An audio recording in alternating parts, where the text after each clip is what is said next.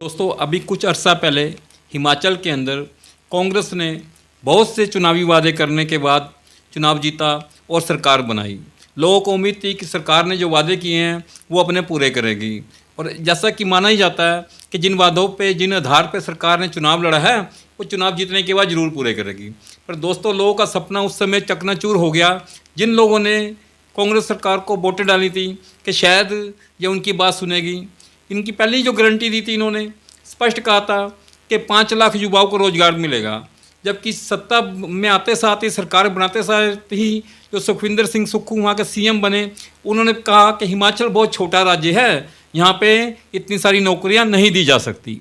तो दोस्तों पहला जो वादा किया इन्होंने उसकी धज्जियाँ उसी टाइम ही उड़ा दी इन्होंने। उसके बावजूद हालात आज, नौकरियाँ तो दी नहीं लेकिन हालात आज 2 साल तकरीबन हुए हैं इनको। 2 साल के अंदर ऐसे हालात बन गए हैं दोस्तों कि इनके पास तनख्वाह देने को भी पैसे नहीं हैं, क्योंकि जो महान अर्थशास्त्री राहुल गांधी है उसके दिशा निर्देश पर प्रदेश चल रहा है, और जो उनकी जो बहन है प्रियंका गांधी जो कि बहुत ज़्यादा ज्ञान रखती हैं इस मामले में, उनके भी दिशा निर्देश आदेश लिए जाते हैं इस मामले में। सरकार उनके आदेश का पालन कर रही है और अपने प्रदेश को चला रही है। नतीजा ये हो रहा है कि प्रदेश दिन प्रतिदिन खाई में डूबता जा रहा है। आज हालात ऐसे बन गए हैं कि सरकार के पास तनख्वाह देने के लिए भी पैसे नहीं हैं। दोस्तों इतना बेबस और लाचार सीएम क्या होगा जो ये घोषणा करता है शरेआम आके मीडिया के सामने कि मैंने और मेरे मीडिया मंत्री परिषद के जो साथी हैं उन्होंने 2 महीने तक तनख्वाह ना लेने का फैसला किया है। इवन तनख्वाह ही नहीं, टीएडीए भी वो नहीं लेंगे। यही रिक्वेस्ट सीएम बोले कि हमने चीफ सेक्रेटरी और अदर सेक्रेटरीज के डिपार्टमेंट्स के में बात करी है कि वो भी 2 महीने की तनख्वाह ना लें। इसके अलावा एमएलए से भी रिक्वेस्ट की गई है कि वो 2 महीने की तनख्वाह नहीं लेंगे। तो दोस्तों इस बात से अंदाज़ा लगाया जा सकता है कि प्रदेश किस दिशा में जा रहा है। चुनावी वादा तो कोई पूरा किया नहीं, उसके बावजूद जो स्टेट ऐसी हालात बना दी है कि इंटरनल इतना कुछ चलाती है कांग्रेस अपने बेनिफिट्स के लिए कि जो लोगों को बहुत सालों के बाद में समझ में आता है। अपने स्वार्थ को पूरा करने के लिए सरकारें चलती हैं, पब्लिक के हित में कोई कार्य नहीं किए जाते। पब्लिक के हित में जो प्रॉमिस किए थे उसमें से कुछ भी नहीं इन्होंने पूरा किया। दोस्तों इवन के आप जानकर हैरान होंगे कि इसने मतलब कि पिछले साल 2022 में अक्टूबर से लेके दिसंबर से लेके और अक्टूबर 2023 तक 10 महीने के अंदर अंदर 10,300 करोड़ रुपए का कर्जा भी सरकार ने ले लिया। उसके बावजूद भी स्टेट की हालत ऐसी खस्ता है कि उससे कुछ भी बन नहीं पा रहा है कि स्टेट को कैसे चलाया जाए। दोस्तों अब इनके बजट की बात करें तो बजट में इनका एक्सपेंडिचर होता है दोस्तों 58,444 करोड़ रुपए का, जिसके अंदर के इनका सैलरी, पेंशन और इंटरेस्ट के अंदर पैसा चला जाता है 33,463 करोड़ रुपए का दोस्तों। और जो इनको जो कि लोन लुटाना है उसके लिए इनको देना पड़ता है 5479 रुपये, 5479 करोड़ रुपए। तो आप मान के चलें कि लगभग इनके पास 20,000 करोड़ रुपया बचता है, जिसको इनको पूरे स्टेट को चलाना है पेंशन तनख्वाह वगैरह देने के बाद। तो दोस्तों अब आप देखिए कि 20,000 में क्या चलाएंगे। जो ये स्कीम लेकर आए थे उसके तहत तो इन्होंने कोई वादा पूरा किया ही नहीं है। राहुल गांधी जो खटाखट का वादा किया था कि 17,000 रुपये मिलेंगे हर बेरोजगार को, तो वो तो पूरा होता नजर नहीं आ रहा कहीं से। इवन कि जो इन्होंने 1,500 रुपये देने का वादा किया था महिलाओं को वो भी नहीं पूरा कर पा रहे हैं। कुछ गिनी चुनी अपने कार्यकर्ताओं और अपने जान पहचान के लोगों को दे रहे ताकि वो कभी भी वीडियो में आके कह सके कि हाँ जी हाँ हमें तो पैसे आ रहे हैं। फ्री बस सर्विस नहीं प्रोवाइड करवा पा रहे जो लोग। इवन के 300 यूनिट बिजली का जो प्रॉमिस किया था इन्होंने वो भी नहीं दे पा रहे हैं। दोस्तों लोगों से वादा किया था कि 10 केजी दूध पर मतलब कि घर से खरीदा जाएगा गाय भैंस का, वो भी नहीं खरीद रहे। 2 रुपये किलो के हिसाब से इन्होंने गोबर तक खरीदने की बात की थी। इलेक्शन में ऐसे लुभावने वादे किए, फ्री देने की स्कीमें लॉन्च करी, लोगों ने वोट डाले और उसका नतीजा ये हुआ सरकार तो बनी लेकिन कोई भी काम सरकार नहीं कर रही। सरकार ने बिल्कुल हाथ खड़े कर दिए हैं कि हमारे पास तो पैसा ही नहीं है खजाने में, हम कैसे कर सकते हैं। जिसके तहत ही इन्होंने कटौतियाँ करनी शुरू करी। दोस्तों ट्रांसपोर्ट डिपार्टमेंट्स में जो फंड रिलीज होता था पिछले साल के मुकाबले इस साल इन्होंने उसमें 5% की कटौती कर दी। हेल्थ एंड फैमिली वेलफेयर जो फंड्स होता था इनका उसमें 3% की कटौती करी है। सोशल वेलफेयर एंड न्यूट्रिशन का जो फंड होता था उसके अंदर दोस्तों 15% की कमी कर दी इन्होंने। एग्रीकल्चर एंड एलाइड्स जो किसानों के हित के लिए फंड होते थे उसके अंदर 9% की कमी करी है दोस्तों इन्होंने। वाटर सप्लाई एंड सैनिटेशन में जो खर्च करती थी सरकार पिछले साल के मुकाबले, इस साल उसमें 13% की कटौती करी है।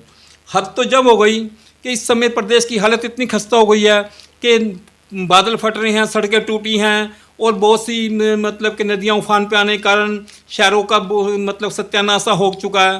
तो इन्होंने फंड बढ़ाने के बजाय अर्बन डेवलपमेंट फंड है जो 32% दोस्तों कम कर दिया। अब आप देखिए कि स्टेट कहीं पे ही कोई मुसीबत आती है तो उस डिपार्टमेंट में फंड ज़्यादा लगाया जाता है ताकि उसको डेवलप किया जा सके, लेकिन ये सरकार है उल्टा 32% फंड कम करके सिद्ध करना चाहती है कि हमारा प्रदेश बहुत अच्छे तरीके से चल रहा है। दोस्तों, नौकरियां देना तो बड़ी दूर की बात है, जो ऑलरेडी बंदे नौकरियां पे लोग लगे हुए हैं, काम कर रहे हैं, उनको तनख्वाह देने के भी इनको इस समय लाले पड़े हुए हैं। दोस्तों, ये सिर्फ और सिर्फ राहुल गांधी की जो खटाखट योजनाएं चल रही हैं देश में, उसके तहत हो रहा है। वोट पाने के टाइम तो लोगों को बेकार लेते हैं। आप जैसा जानते हैं कि एमपी इलेक्शन के समय कांग्रेस और समाजवादी पार्टी इवन कि इंडिया अलायंस ने लगातार बहुत ज़्यादा झूठ बोला। इन्होंने ये झूठ बोल के फैलाने की कोशिश करी कि जी के हमारी सरकार आते साथ ही लोगों को पैसे मिलेंगे, लोगों के अकाउंट में इतने पैसे आ जाएंगे, ये आ जाएगा, वो आ जाएगा, लेकिन मिला किसी को कुछ भी नहीं। लेकिन लोग जरूर बहके उसमें ये हुआ कि बीजेपी की सीटें कम हुई और इनको कुछ हद तक सीटें थोड़ी सी ज़्यादा मिल गई, पिछले जो एक्सपेक्टेशन थी उससे ज़्यादा। फिर भी कांग्रेस बहुत ज़्यादा खुश है इस मामले को लेकर कि उसको 99 सीट मिल गई है इसमें इलेक्शन में। दोस्तों, इसको खुशी नहीं, उसको मातम मनाना चाहिए था कि ये कभी सत्ता में रह चुकी पार्टी, इतने लंबे तक सत्ता का सुख भोगा इस पार्टी ने, आज 2 डिजिट के अंदर सीमित होकर रह गई है। लेकिन राहुल गांधी की तो किसी का ठिकाना ही नहीं है। कभी उन्होंने इस सोच के ही बहुत खुश है कि 99 सीट्स आ गई हैं। दोस्तों, राहुल की जो खटाखट योजनाएं चल रही हैं इसमें, ये देश का तो भट्टा बैठा ही रही हैं, इवन देश को एक घुन की तरह से खाई जा रही हैं। देश के लोग को भी समझने की जरूरत है कि जो वादे इन्होंने क्या पिछले प्रदेशों में करे थे वो पूरे करे इन्होंने एमपी के अंदर वादा किया था कि चाहे 10 दिन मतलब लगेंगे हमारे को सरकार बनाने के बाद, 10 दिन के अंदर किसानों का कर्जा माफ़ कर देंगे, चाहे सूरज और निकले या निकले, चांद आए ना आए, लेकिन हमारा ये वादा है आपसे कि ये काम हम करके दिखाएंगे। दोस्तों, सरकार भी बनाई इन्होंने मध्य प्रदेश में, लेकिन क्या हुआ, कोई वादा नहीं पूरा किया इन्होंने। थोड़े दिन सरकार चली और उसके बाद सरकार गिर गई, उसके बाद बीजेपी को सरकार बनाने का मौका मिला 1.5 साल सरकार चलने के बाद। तो दोस्तों, ऐसे तो राहुल झूठ बोल के वादे करते हैं।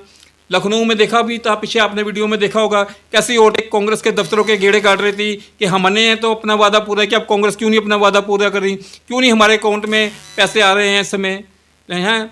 1 लाख रुपए देने का वादा किया था जो कांग्रेस ने, क्यों नहीं आ रहे हमारे अकाउंट में 8500 रुपये।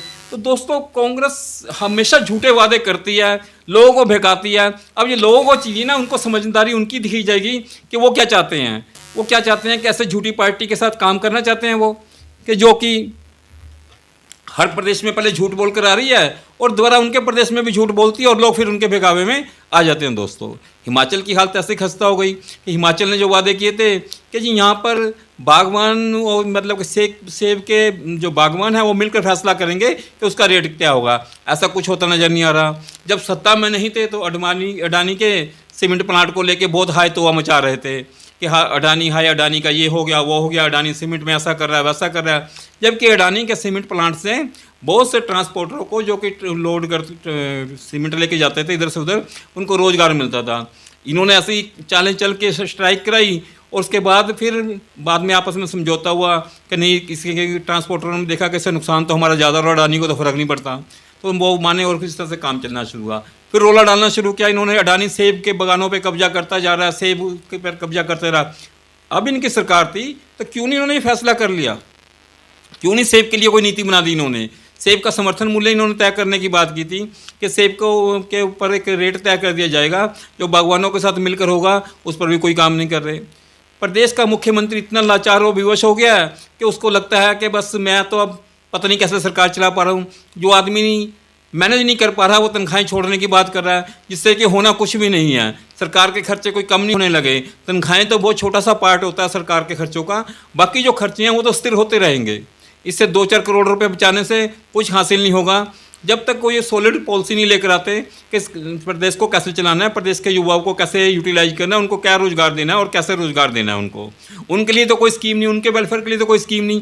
कांग्रेस और अपने परिवार के लिए जो स्कीमें लेकर आ रहे हैं उस पर ध्यान ना देकर जो प्लाटों का आवंटन कर रहे हैं इधर उधर, वो ना कर सरकार को सही नीति से चलाने की कोशिश करें तो सरकारें चलती हैं। फ्री के उसमें आपने वोटें कह के वोटें तो ले लिए हैं, लेकिन वो संभव था ही नहीं और ना ही हो पाएगा आगे भी आप लोगों के लिए। केजरीवाल साहब ये जरूर दे सकते थे, क्योंकि केजरीवाल साहब के पास लाइबिलिटी नहीं है, उनके पास फोर्स नहीं है, उनको खर्चा नहीं इतना ज़्यादा पड़ता, उनके पास पैसा कई तरीके से आता है वहाँ पर सेंटर से, तो इसलिए वो कर सकते थे ये सारी बातें। परेशान तो वो भी बहुत ज़्यादा हैं इन सारी चीज़ों के लिए, लेकिन वो ऐसा कह सकते थे, लोगों को दिखावा कर सकते थे। आप हिमाचल स्थिति में नहीं है, छोटा प्रदेश है, खर्चे उसके बढ़ते जाते हैं और आय के साधन बहुत सीमित से हैं उसके पास। उसमें भी अगर वो फ्री योजनाओं के पीछे पड़ेगा या दूसरे प्रदेशों को देखकर कार्य करना शुरू करेगा तो उसका भी अपना कुछ भी चलने वाला नहीं है दोस्तों। आज सरकार सोचती है कि मैं तनख्वाहें कम करके या तनख्वाहें ना लेकर हल निकल जाएगा या कोई समस्या का हल होने वाला नहीं है। राहुल को चाहिए कि अपना दिमाग कम लगाए, जो रघुराज जी उन्होंने रखे हुए अपने उनके मित्र हैं उनसे एडवाइज ले लेते कि प्रदेश में क्या क्या क्या इम्प्लीमेंट करना है, उनकी आर्थिक स्थिति कैसे सुधारनी है, तो शायद ज़्यादा बढ़िया रहता। मिलते हैं दोस्तों अगली वीडियो में, तब तक आप अपना ख्याल रखिएगा। नमस्कार दोस्तों।